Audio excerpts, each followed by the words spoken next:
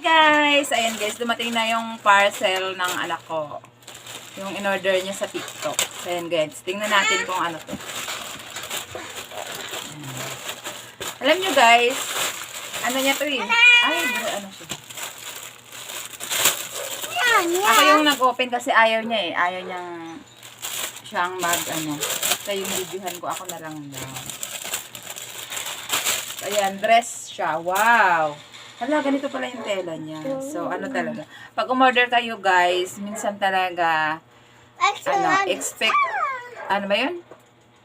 Reality versus, picture versus reality. Excuse me. Yan.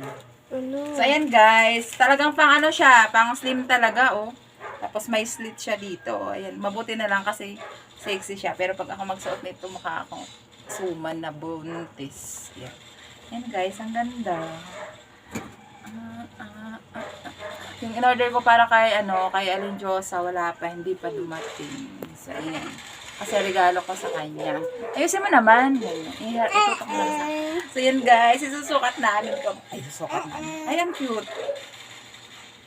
Carterize siya. So, alam nyo guys, alam nyo ba yung in-order niya? Sarili niya tong pera guys. Yung pinangarolingan namin, naipon niya. So, ito, bumili siya ng TikTok. Ayaw pa nga niya eh. Ayaw niya pa yung bumili. Sabi ko, bahala ka. Sabi ko sa kanya. Mas maganda yung may remembrance ka. So, ayan na guys. Isusukat niya muna. Ayan guys. Ayan na. Sinukat niya na. Patingin.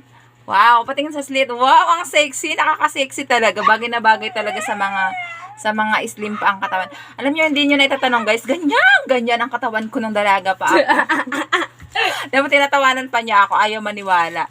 Ganyan ang katawan ko. Pero ngayon, busog na. Ayan. So yun guys, thank you for watching.